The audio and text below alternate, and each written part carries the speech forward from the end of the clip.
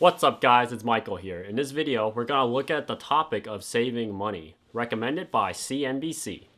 So CNBC, and there's a lot of other people that show recommendations how much money you should keep on hand when there's an emergency. So what I like to call it is personally called emergency funds. So if something goes wrong, like in life, it's always a problem that occurs that's always outside your expectations. For example, COVID for 2020.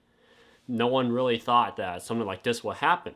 So now I changed the expectations and how emergency funds should be handled. Because no one expected that in 2020 there would be a pandemic and everything was shut down, all businesses will close, and everyone started losing money instead of making money. So we're going to review CNBC's saving money depending on your status. So we're going to look at the first one, which is 3 months for people who are dual earners, meaning a married couple. So a married couple, they recommend between 3 to 6 months. So looking at the status, 3 to 6 months, if we compare it to before 2020, around 2019 and before, that sounds really reasonable. But now you look at 2020, when that happened, most people lost their jobs and most people couldn't work. But what saved was the stimulus checks, which, and generate cause inflation, which was part of the problem. But if you're looking specifically towards the family members, how much money did they need? 3 to 6 months is about right, but recommended now, I personally think that you should be going for 6 to 9 months, maybe even a year. Because you look at 2020, what happens as a dual earner, married couple, both family members couldn't work because there's a lot of what if situations. Like what if this happens? So 1 year is generally the recommended amount.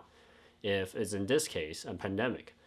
And going down the list, the next one is a single earner. So single earner, they recommend it is between 6 to 9 months. 6 to 9 months before, like I mentioned, that sounded really great. But now I think that standard should be changed because they never expect something like the pandemic to happen. They should change it to 1 year, which is more reasonable, which holding a lot of cash at hand because inflation will really kill its value. But at the same time you invest, then you'll bring back the values such as, stocks, index funds, some type of other investment that beats inflation generally, which you should do your own research to figure out which one works for you. Going down the list is this one's pretty interesting. They recommended businesses for 1 year to save at least 1 year of business expense. So what do you mean by business expense? Business expense is anything that takes away money from your business. For example, hiring employees will be one of them, which a lot of people unfortunately go that route, which is firing employees to save on money because employees, you guys cost a lot. And some of them do not perform as well they should. But business expense such as employees, got water and utility, you got property tax, then you have to pay for rent. So if you rent a building, for example, to open a restaurant, you rent an office space, you got to pay money monthly for that. So even during the pandemic, most people still have to pay money for that renting office space when it's not operating. And why is that? They can't borrow it because the government is taxing your landowners. When they tax the landowner, they got to generate revenue to pay for that. And when the government shuts off, it's basically you can treat it as like a circle. A circle. Finance is more of a circle. When one person spends money, it goes to another person, then it goes to another person. If one of the places gets cut off, then we're going to have an imbalance, a broken part of the chain, which government did, which was not allowing people to work or opening limited services. For example, if you look at best example is look at restaurants. Restaurants, they got screwed really hard. Anything with fast food, they got screwed really hard.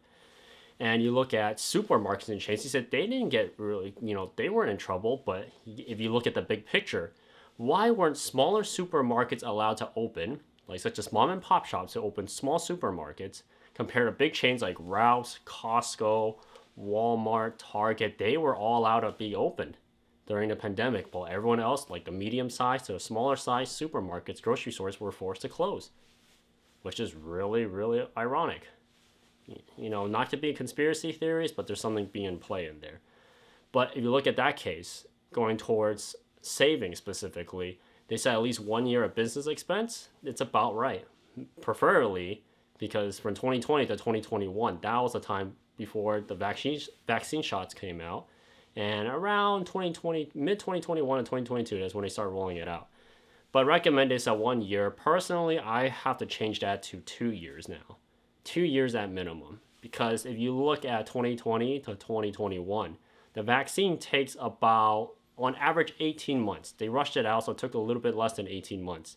But still, since it's rushed and they're beginning to open up, I personally recommend 2 years, at least business expense and savings, just in case your business will end up like what happened during the lockdown, forced to shut down because of rules and regulations, which is implemented. If you go against it, and as you see, especially if you use California example, the city of Pasadena, allow businesses to be open, all sorts of kinds, which basically saved most of those business shop owners. But the city got sued at the end, which wasn't worth it for them. But they took the risk for the people. Kudos for them. To go against whatever rules and regulations they had, even they did everything correctly. But that's what the case is. Going to the last one that CNBC recommend is for retirees to have at least 1 to 3 years in savings. So this one is an oddball to really cover because, first of all, the retirees, you got to look at multiple factors. For example, do they have investments bring them money in? Do they have a lot of income or savings at hand in the first place? So in this case, it probably not, because they said 1 to 3 years in savings. But if you're counting on living off whatever you have, you want to have some type of investment, at least bringing you money in, because you want to be in positive in money making, not in the negative. So basically, these are the 4 topics or the 4 ways of saving money. You got married couples, which is they recommend 3 to 6 months, which I recommend at least a year. Single earners, which they recommend 6 to 9 months. I still recommend at least 1 year, because based on what happened. And before that, I would agree with them because it made sense. But they never expect something like this to happen. No one expected 2020 to happen. And for businesses, they said about 1 year. Now you just multiply that by 2. I expect 2 years.